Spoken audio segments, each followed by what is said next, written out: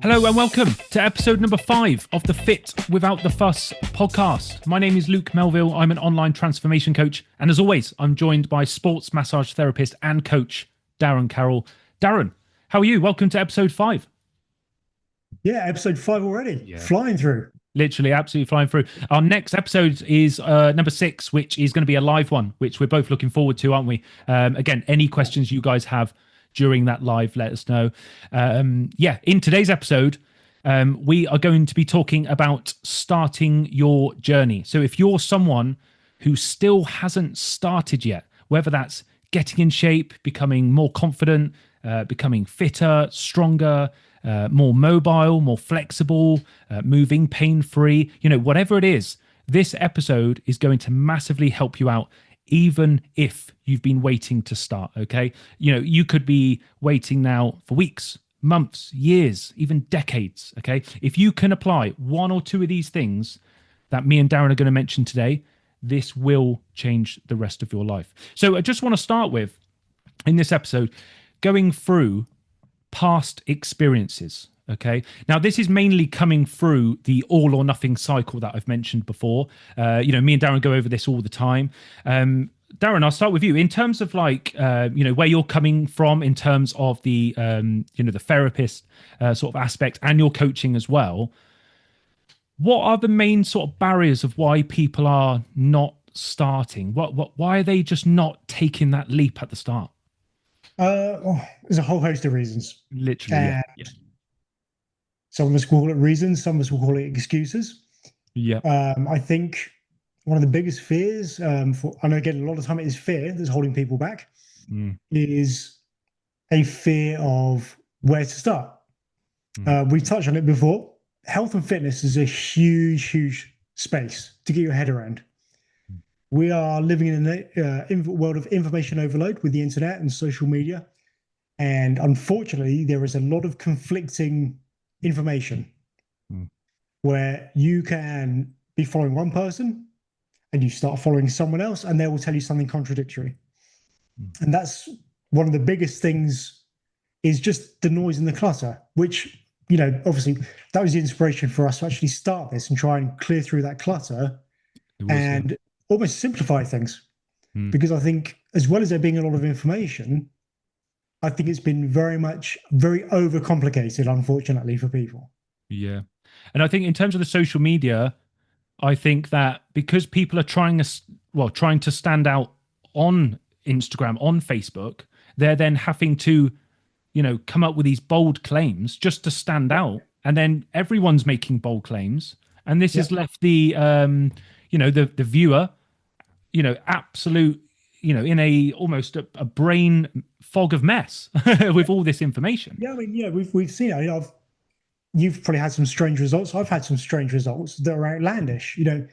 I did have someone lose 11 pounds in a week. Wow. Now, I won't claim that as a great fat loss result. That unfortunately, this is a woman that was just her hormone cycle, and because of the shape and size she was, 11 pound weight loss happened. But I can't back it up with any other result. But as you say, there are some people that if a client gets an 11 pound result, that's a great marketing tool. Yeah. But now, as a viewer, if you don't hit 11 pound, you feel like a failure. Yeah. And now, so there are some people are starting and they're just jumping straight back out because they haven't achieved the target they set out. I think there's a lot of unreal expectancy, unfortunately. Yeah. Do you think that's then the comparison online with social media, or is this copying friends, I guess, sort of they want to mirror friends' results, don't they? In terms of, say, someone coming to you that wants to, be pain-free in certain movements, and, one of their friends has done it in a really quick time. It must be quite hard for you as a coach to be like, look, that was a one-off. And it's probably quite hard to say that, isn't it? It is, yeah. But, I think the trouble is, this is not just pain and movement. It's across all things. We all have people we put on a pedestal and we admire and we aspire to be at that level. But again, you can look at the Olympics and look at all those awesome athletes, and you can aspire to do that. But there's a reason why they are the minority that made it to the Olympics. They are the outliers. they are not a realistic example. Yeah, that's true. So, I, and I would say, going back to the point of like the all or nothing approach as well yeah, is, yes, like we said before in previous episodes, everyone goes all in wanting to do everything. And then they find it really hard. So then they're all out. They find it really tough. But what we're going to delve into now is why people find it really hard to even start. Okay. Now, I believe most people have been thinking about starting for weeks, months, years, decades. Okay, that's just thinking about starting. yeah, I do know someone who has been thinking about starting for literally years. What are we doing? Thinking about starting for years. The focus is really the focus is all on it not working rather than it working. I mean, we're spending more thought power, aren't we? Really channeling the energy of it's not going to work rather than yeah, it is, it is, it is. yeah, That So type of unfortunately, mindset. we're wired to see all the pitfalls, Yes, yeah. and we just see, oh, where am I going to fail along the way? And Mm, unfortunately, I think again, this is one of the things where, again, perhaps with social media, everything is black and white, where it's do this and or don't do that. And mm, someone coming into this world is looking at this going, oh crap, I can never eat a pizza again. Oh yeah, crap, I can only drink water. And the fitness industry is quite bad, and they're trying to. Everyone's trying to deal in absolutes. mm, And the truth is, as soon as you bring the human in or the person in, it becomes grey because none mm, of us are absolutes. yeah, You know, both you and I enjoy ice cream. Both you and I enjoy a beer from time to time. yeah, We are not going to be that picture perfect, mm, follow the plan to a T. And I think some yeah. people come in thinking that that is what fitness and health and fitness is.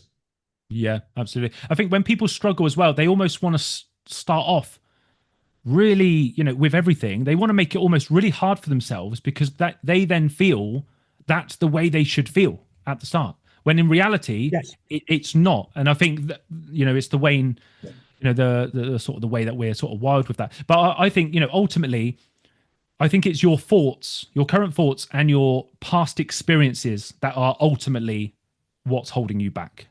I think most Yeah. people have set themselves basically a mental bar that's too high for themselves to overcome. And what I mean by that is your imagination on your goal. You know, you're thinking about your goal is just not achievable in your own mind. And of course, I think we touched on this previously where people are focusing on that end goal, that end point, Mm, mm, and they can't join the dots from where they're starting. yeah. So if you want to get big, strong legs, you might be watching the guy in the gym who's squatting 140 kilos. Mm, Well, you haven't even tried picking up the bar yet. Well, yeah. you're so far removed from where you want to be that it's probably less painful not to even try than to actually go through that process of which may take Yeah. 5 to 10 years to get up to 140 kilos. But Yeah. to tell someone, oh, it's going to take you 10 years to get here, that's really quite daunting. But Yeah. And I think as well, it's actually, and you kind of have to believe us, with this, but it is more painful thinking about it than actually doing it. yeah, I mean, how many people have you worked with Mm. who have turned to you and said, oh, I wish I'd started this sooner? Oh yeah, yeah, You hear that so many times. yeah, yeah, And or every other trainer could attest to that. They'll have a client or yeah, clients who have said, I wish I'd started sooner. yeah. And that just proves that Yeah. when people start in, their mindset on the whole thing itself is just it's way too high, isn't Yeah. it? The bar they've set themselves is just incredibly Yes. high. Yeah. Going back to starting your journey, if I was to say to you, right, when you start your journey, I think you should just ask yourself three simple questions. Okay, so first of all, you just need to stop and think about the first one. We are constantly distracted by things, aren't we? Phone, social media, TV on, people in the house talking, whatever it is. Okay, you just need a moment alone, and you really need to ask yourself, what do you want? Okay, I think you need to be really clear in what Yeah. do you want. Okay, do you want to be in shape? Do you want to be, do you want to move pain-free? Do you want to be fitter and stronger with your family for all those, social times, and to look after yourself for the future? Okay. Because what you got to think is, 10 years from now, where are you going to be? Another question to ask is, who do you want to be? Do you want to be the 50-year-old that can climb up the side of a mountain? So again, it's not just how you look. Now it becomes how you feel. How do people see you? How do you see yourself, most importantly? Yeah, and I think at the start, obviously, people are seeing themselves in like not a negative view. I mean, you could argue negative view, but it's more, in a kind of like a puzzled situation at the start, isn't it? I mean, when you start anything in life, when you first started driving, I mean, you looked at everything, didn't you, in the car and go, oh, wow, I'm not going to pick this up. Gee, I've got foot pedals down there, buttons everywhere. Yeah. Oh, yeah. So it was overwhelming. Yeah. And again, that's, there's a really important lesson there. The first time you sat behind the steering wheel, and the first time you tried pulling away, you were crap at it. You were absolutely crap. Health and fitness is going to be the same. This journey is not going to be straightforward. You will make mistakes, but that's how we all learn. My journey hasn't been perfect. I'm sure your journey hasn't been perfect. Oh, no. Even the clients I'm guiding, the journey hasn't been perfect. No, because I've got to learn the individual. The individual might make mistakes. I may make mistakes, but we keep moving forward. If you're scared of making mistakes, you're never going to progress in anything. So you've got to trip up a couple of times along the way. Yeah. So, and I think it's having the confidence to give it a go, isn't it? Yeah.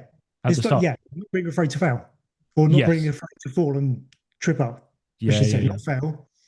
But So, 100%. Every time you get knocked down, make sure you get back up one more time. Yeah, whatever it was. So that's a really good point. So it's just the first question, I mean, I would say is, where will you be in the next 10 years? The second one you can ask yourself, and you must remove emotions aside with this question, but it's, what do you need to do? Okay, remove the emotions of, I probably need to do, this, which is a little bit easier because I don't want to do the hard stuff. No. Get rid of the emotions and think, if you were to actually get there, what do you need to do? Be brutally honest with yourself. If you know what to do, then you can go to question number 3, which I've got. But if you don't know what to do, this is when you must ask for help. Darren, I've obviously had coaches in the past. You've had, coaches as well. Yeah, coaches, yeah. But even we are getting educated all the time, even with the amount that we know. Yeah, I mean, that's the other thing. Obviously, it's an ever-changing landscape. Health and fitness is always being researched. New products are on the line. Yeah. New problems are arising for people. Yeah. New challenges are arising. So we got to, how do we navigate all these challenges and that people are facing? Absolutely. And then, going back to, if you know what to do, then you need to sort of look at, where you are in life and think, okay, I'm going to start this journey. I know where I want to be in 10 years.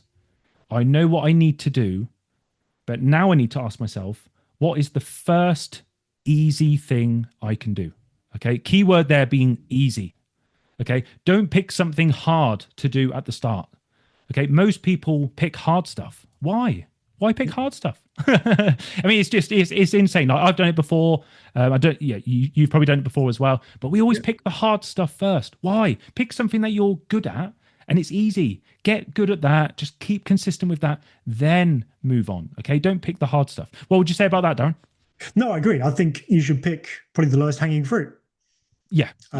Because especially for someone starting out, you want to see some change in some result pretty quickly to find that it's working for you. And it doesn't take too much to see a change. As long as you are tracking and monitoring correctly, you will see positive results pretty quickly. But that pretty quickly is weeks. So you're not going to change in days. It is going to be weeks. But then, like I say, you're talking about a 10-year journey. So to get 4 or 5 weeks into a 10-year journey, that's actually pretty quick, isn't it? That's a very small percentage. Yeah. If you can get someone to diet effectively for 4 weeks, that's not just what they've lost some water weight. They've actually probably lost some weight, but they've also learned that they have the power to diet for 4 weeks. And then that's empowering. It's like, that 4 weeks, that went past. That I can do that. Okay, cool. let's stop dieting for a couple of weeks, get comfortable, but let's do another diet. But let's see if we can do 6 or 8 weeks this time. Yeah. And I think it's the framing we give it as well. So I know that was an example, and obviously you mentioned dieting there. You know, I think it's the wording that we give people, and it's negative straight away, isn't it? You know, you hear the word, say for example, diet. You know, you read the word, and straight away you think, oh, you know, that's going to be hard. You know, whatever it is. So And yeah, again, I think it's important just to and again, the thing with like I say, the word dieting. You know, use the word dieting for everyone, but that's people who want to stay the same weight. That's people who want to gain weight. They are all on a diet. For me, we need to change what diet means, in that diet does not automatically mean weight loss. Diet means an eating strategy towards your goal. Yeah. It doesn't exclusively mean weight loss. So we talk about bulking diets, but we had the caveat of bulking diet, or we had the caveat of bulking. But bulking, if you're following a plan, you are on a diet. So right now, I'm on a weight gain plan. That is my diet. That's fair enough. I was going to say, in terms of the way that I do the coaching, we literally don't mention diet at all. It's literally just picking healthy food options. Basically, I mean, it's my choice really, but I want to eliminate the thought of, and the word itself really, the word diet. Yeah, you're and all we're doing is we're cleaning up the food we're eating, and we're just picking healthy choices. There's nothing to follow, except obviously calories when we're tracking food. That's it. And again, what's interesting is, as you say, there's that association of the word diet. People automatically assume they're being deprived of things. Yeah, 100%. Yeah, I'd agree. If you're following a food plan, you can achieve your goal, whether it's gaining weight or the losing weight or maintaining weight. And with a good plan, you can still keep those foods in that you enjoy. And that's where having a structure can be really, really useful for people. Yeah. In that, right, you want to achieve this. Okay, so if we do this on a Friday night, if it's important to you, you can still sit down on a Friday night and eat some ice cream. Yeah, absolutely. Make that work into your goal. So, and again, that's what you say, that's where you go and get the advice, get the expertise, where they can steer and guide you to make, as you say, make this journey easier. Yeah, no, definitely. A tip for you guys as well is, you know, if you're wanting to start, you know, whatever your goal is, and really this could touch into a number of areas, you know, even, you know, financially, if you want to clear debt, relationships, whatever. But in terms of mainly like health and fitness, getting that transformation, or, you know, being fit, mobile, living longer, you know, that type of thing, longevity, pain-free, that type of thing, then if it was me, I would be sitting down and just thinking, right, what am I already good at? Because if you can list the things you're already good at, you may be surprised that you might be a quarter or halfway there. And it's normally a shock for a lot of people. But you need to get thinking with it, because you can write down one or two and think, oh no, that's it. But keep thinking, and I guarantee there's more. Yeah, some of them you've already started on. I mean, you know, I'm sure one of the things you talk about is drinking water. Well, most people are already drinking some water. We just need to do it a little bit more. Yeah. You haven't even actually introduced anything new. We're just doing, as you say, doing something you're doing, just that bit better, just turning it up. Yeah. And then what I would do is, when you've created that list of like the things you're good at, then create a separate list of the things that you know you should get better at.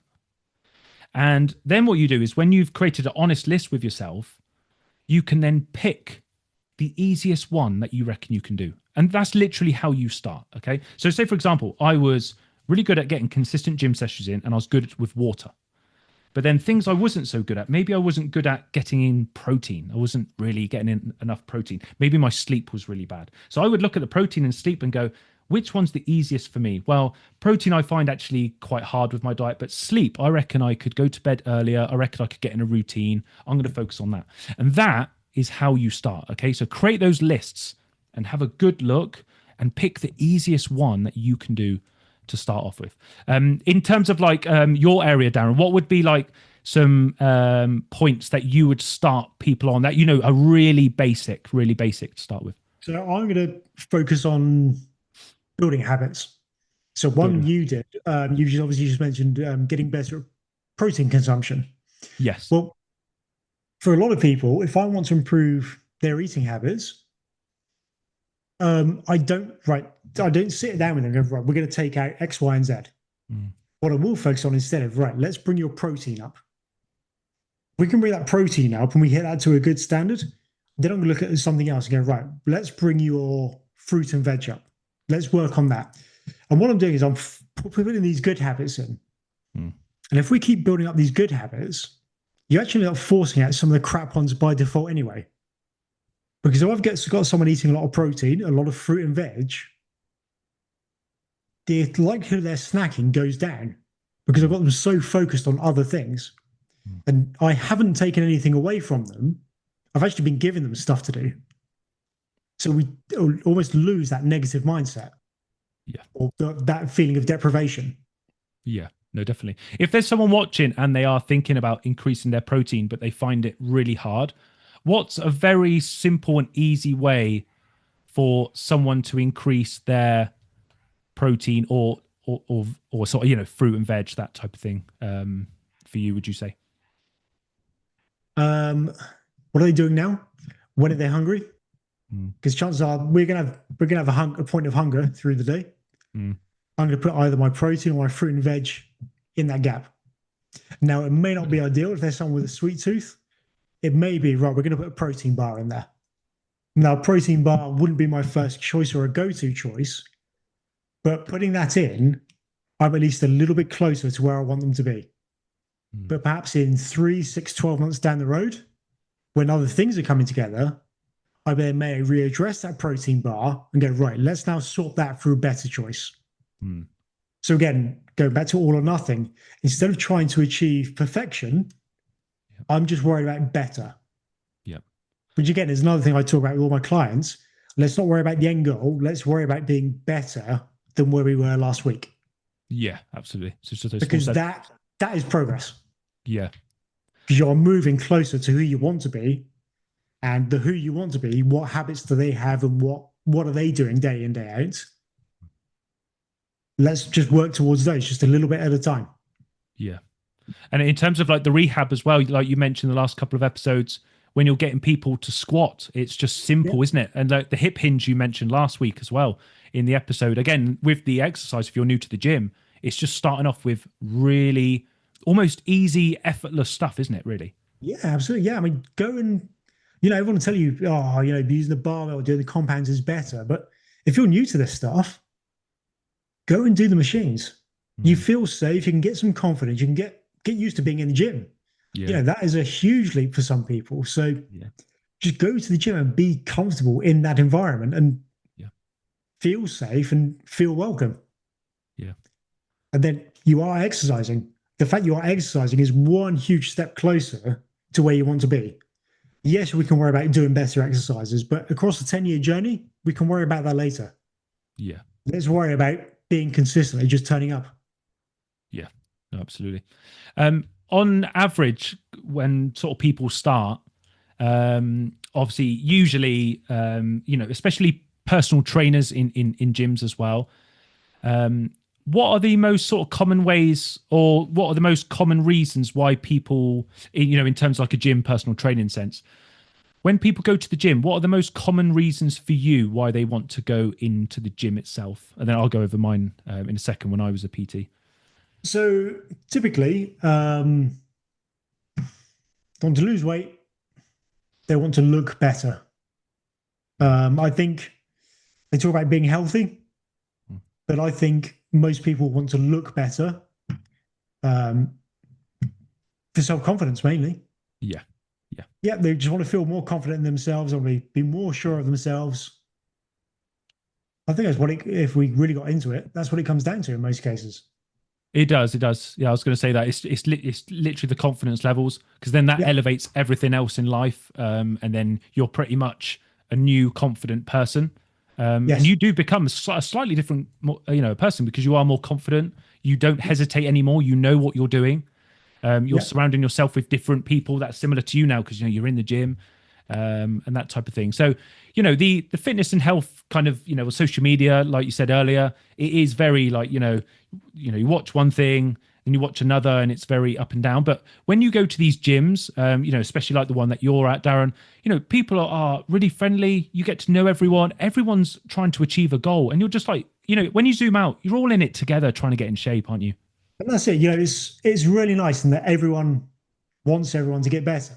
Yeah. So, if I've got, for myself personally, if I'm doing a heavy set of squats, I want a spotter. I can be in that gym and there's 3 people I can trust. I'll be able to look around. There'll be 3 people like, I'm going to ask you. And, I'll ask them and I feel safe that they've got my back and they want to help me. Yeah. And vice versa. So, and it's very nice. We all give each other a pat on the back. Yeah. We've done well. So, yeah. I think a lot of people, it's especially the guys that go in and obviously train on their own, sometimes with a hood up, they're in there. Sometimes, it's, you think you're against everyone else. And it just, in reality, in the gym, it's the total opposite environment in there. Everyone's actually really supportive. So, if you're thinking about starting and getting to the gym, it has to be one of your reasons. Just go in there and literally, like Darren said, just use machines, make it really easy.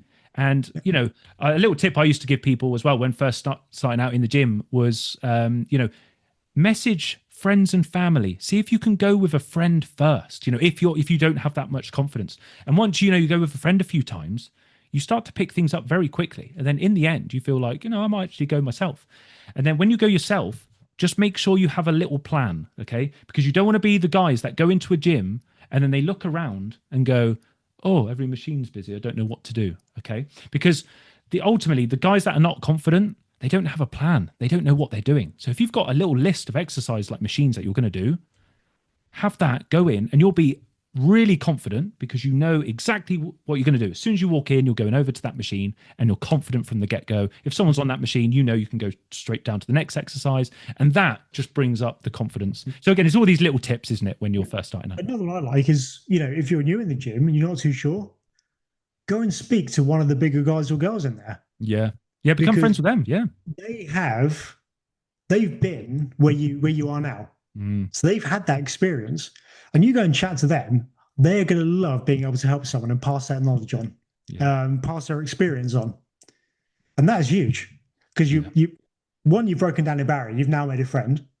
Yeah. And, you've restricted that person's ego, and they're going to love you for it.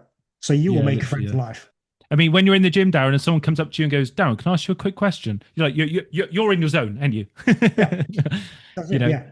Whatever the question is, you're like, yep, I'm ready, let's go. And then, you're elevated yourself, and like you welcome that question every single second of the day, wouldn't you?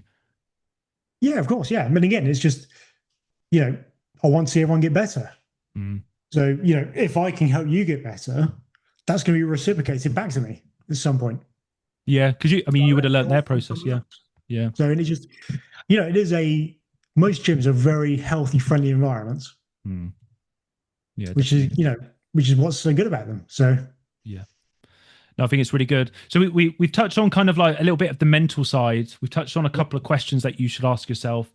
We've touched into, the diet, starting off really simple with the protein and the veg. You don't need to track anything, just start really simple. We've just touched into the gym as well. Darren, is there any other areas that are, I want to say, major, well, not major, but, even minor factors that stop people from starting? I think we've covered the majority there. I would, one of the big ones I think is be honest with the people in your house. Yeah, so supportive environment, yes. Tell them what you're doing and why you're doing it, because you want them on side. You don't want, I'm not saying they would be, but you want them to help you and aid you. You don't want them to be detracting you. You don't want them, oh, it's Friday night, come on, let's go for a few beers. If you want to be, no, I'm trying to get my head down, I want to achieve this, then, you need to play, but firmly say, right, this is my goal. I would really appreciate your help and support in this. Yeah, yeah. So, and hopefully your friends and family are going to help you along the way. Yeah. Your friends and family should be your biggest supporters. Yeah, no, 100%. Hopefully they are. So, yeah. And, even if it is the opposite, where I know some people, their families and friends, they are doing the total opposite to what they want to do. and these people feel really trapped, really isolated because they have no one there. Yeah. Sometimes you have to then create a new identity for yourself and think, I don't want this life I currently have. Yeah. I want to create a new one. And I think when you have the desire and sort of urge to really change, I think you do. And I think, you just go to the gym, you just make friends with new people. All of a sudden, these new friends are just, into the gym themselves, they eat properly. Yeah. And all of a sudden you start diverting your track. And then that's what ultimately probably gets you the result long term, to be honest, doesn't it? Yeah, and it goes back to that phrase of you are the sum of the 5 people you spend the most time with. Yeah, spot on. Well, Yeah. if you spend more time in the gym, those people are going to rub off on you, and that will reflect in you. And again, it goes back to what we talked about in the first question. My one was, who do you want to be? Well, if you want to be the guy that looks good and looks like he goes to the gym, then even if you don't look like being that person, start being that person today. What behaviors does that person have? How much water are they drinking? Are they in the gym 4 or 5 days a week?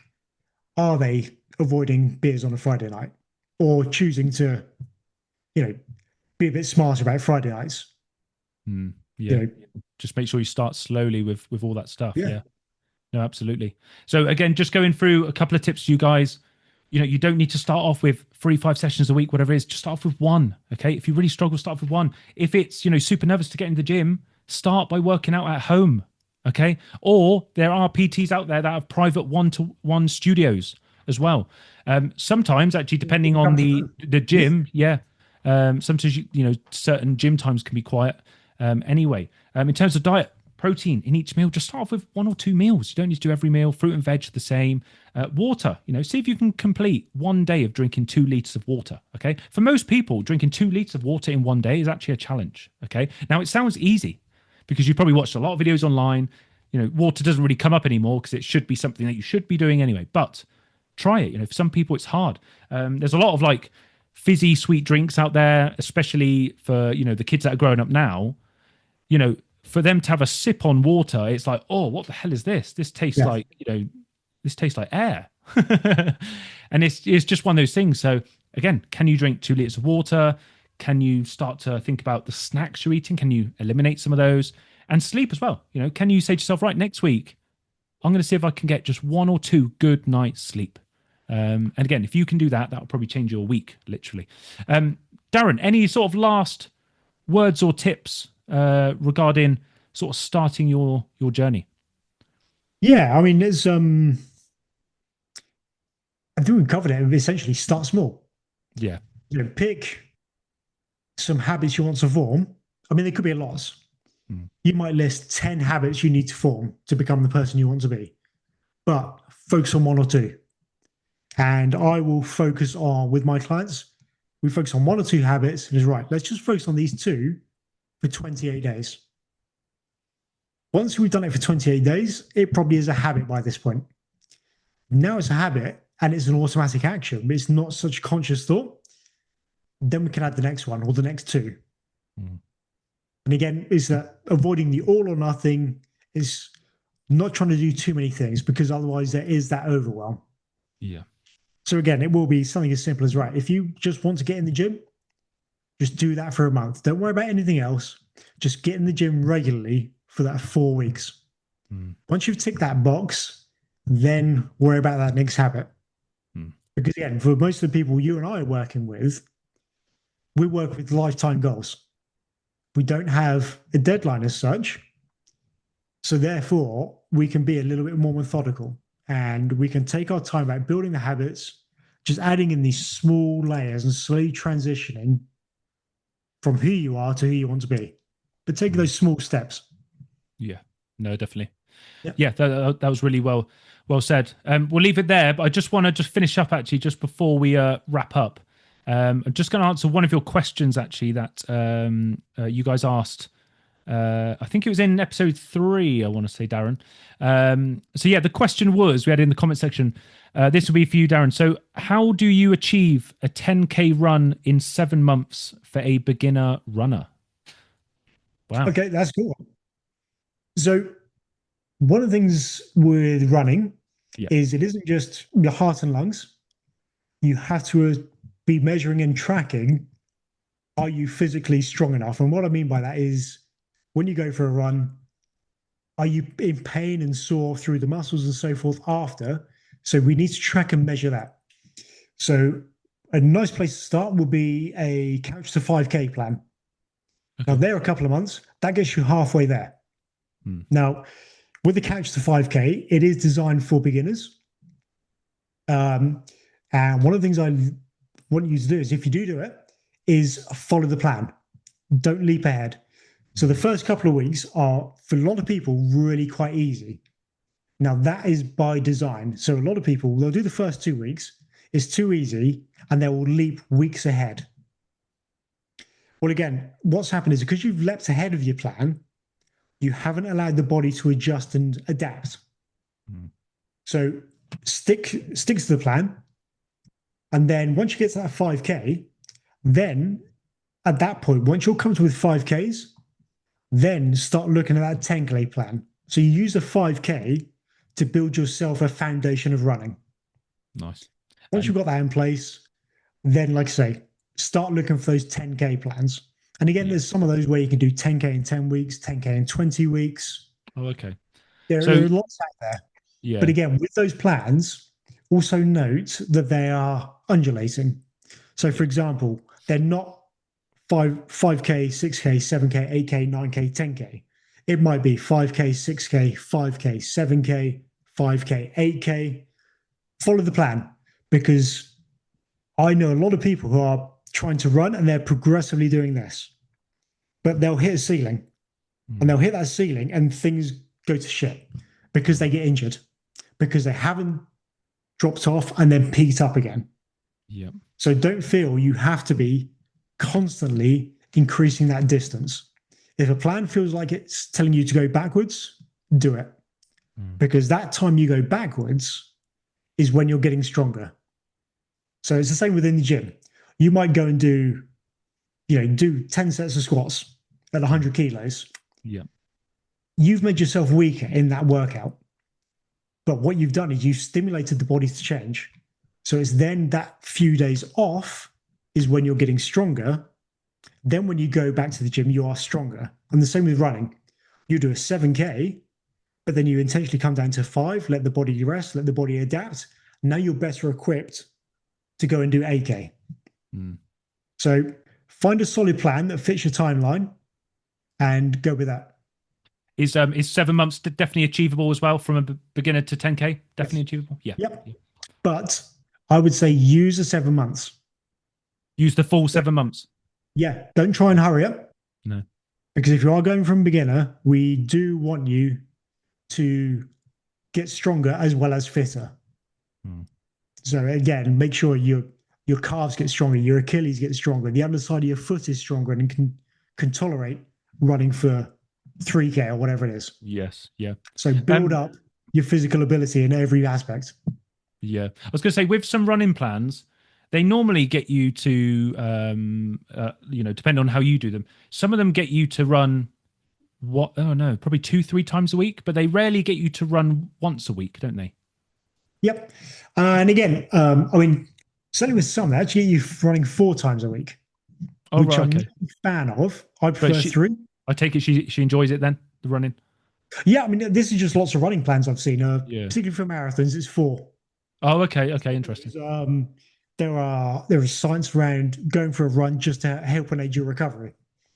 Oh, right. But one of the things I've done in the past is to do 3 runs, and of those 3, one, let's say we're talking about this 10K in 7 months.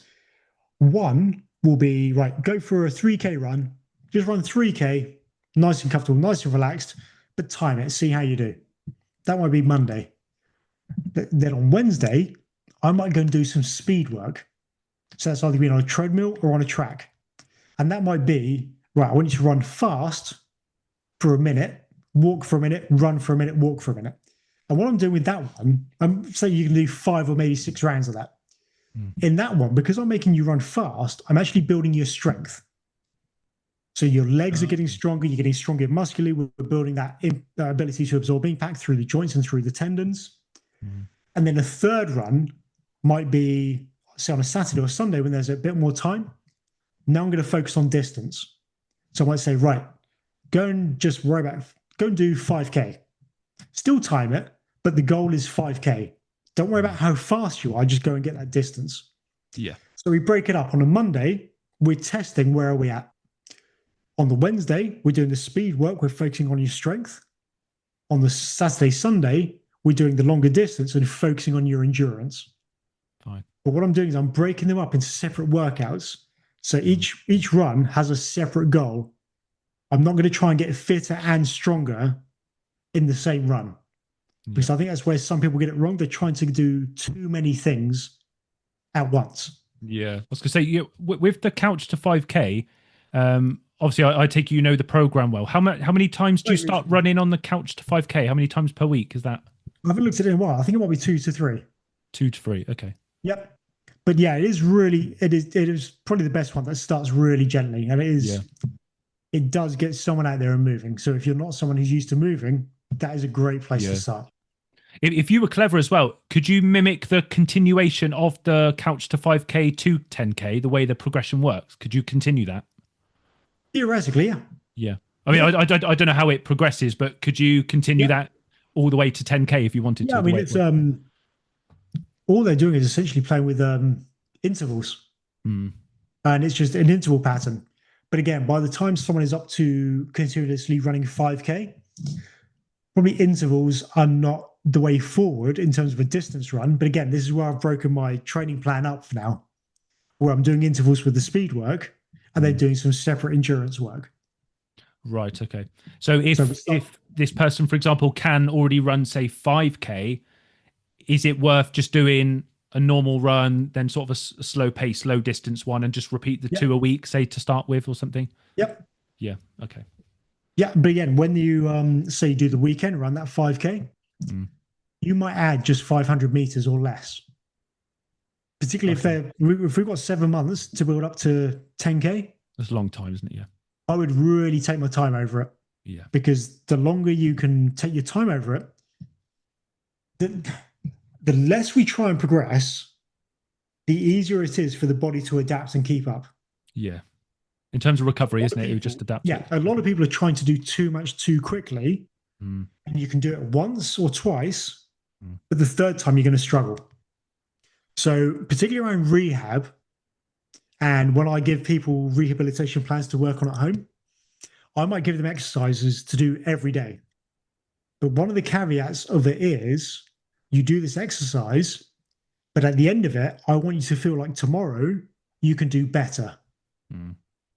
So don't train yourself so hard you can't do it again. Yeah, that's true. Now with running, it's a little bit different because you're not running every day. But I want when you run, I want you to run, but feel confident. Yeah, I can beat that next week. That's how hard your progression should be in most cases. Nice one. And just last question on this for you. In terms of like the gym, weightlifting, and obviously it's mainly for the running. Sometimes you can do a clever tactic where, say, for example, I'm doing some barbell bent over rows, for example, and my working weight is around 80 kilos.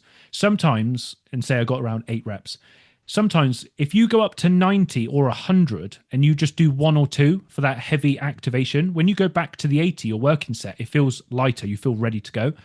In the sense of running, I know it's a bit probably extreme with the 10K, but if you actually did a program and got to 11, 12K, when the 10K, say, comes along, or it depends if you want to achieve it, would that 10K be a lot easier because you're used to the 11, 12? Is that another way, or is it not really recommended that way? It is potentially. But if we think about it, you're talking about raising one of the intensity values. In terms of you've raised the distance, you've increased the intensity, and then going in at lower intensity. This is where I like the speed work. Right, okay. Because your speed work will be faster than your distance work. What do you mean by that? So let's say I've got someone doing intervals. Yep. Those intervals are going to be harder and faster than their race pace. Right, okay. Intensity. So I've already got them acclimatized to working harder. Okay. And then also certainly with where age becomes a factor, I have a preference to, I like people to do less as the minimum amount of running we need to, because we do have to account and take on board potential wear and tear. Okay. So what you say absolutely is a valid and does make sense. But if we look at most marathon plans, obviously marathon being 26.2 miles, most of those training plans will go up to, say, 21 or 22 miles. Yeah, they don't hit it, do they? No, they don't. And again, that's purely managing the wear and tear, both on the joints, but also the overall stress on the body. Yeah. Because when you get up to certain distances, particularly with marathons, you're running near and around 20 miles in a day every couple of weeks. Wow. Now, that's going to be for maybe 6 to 8 weeks, potentially with some plans. That's a lot of stress for someone who goes to the office. Yeah. If we look at a Mo Farah, that is someone who is built and has his life structured around that ability to run. You know, he can go and get massages every day. Recovery's his good. diet is on point. His sleep is on point. Yeah. But again, you look at his training plans, he is still training at 80, 90%. He's never training at 100%. Yeah. That was what you mentioned about the strong men as well. They're never training at 100%, are they? It's always like priming Ideally, just below. no. Yeah. No, because 100% you can't progress.